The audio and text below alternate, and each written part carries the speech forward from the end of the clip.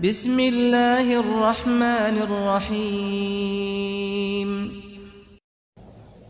Pizza burger recipe. अज्जा केएनएन्स burger patties 2 अदद, sandwich bread slice 4 अदद, पिज़्ज़ा सॉस आधा कप, शिमला मिर्च आधा कप, प्याज आधा कप, स्वीट कॉर्न्स 1/4 कप, काला जैतून 1/4 कप, कुटी लाल मिर्च 1 और आधा खाने का चम्मच, ओरिगानो 1 खाने का चम्मच,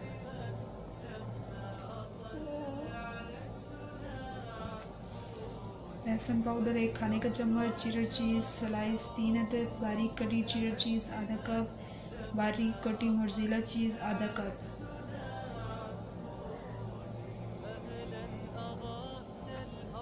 तरकीब: पैकेट पर दी गई हिदायत के मुताबिक केएनएन्स बर्गर पैटीज़ तैयार कर लें।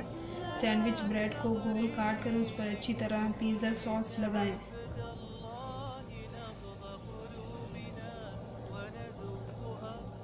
अब उस पर चीटर चीज़, मोज़रेला चीज़, प्याज, लाल शिमला मिर्च, सब्ज़ शिमला मिर्च, स्वीट कॉर्न, दोबारा चीटर चीज़, मोज़रेला चीज़, कुटी लाल मिर्च, लहसुन पाउडर, ओरिगानो और तैयार की हुई केएनएन्स बर्गर पैटीज़ रखें।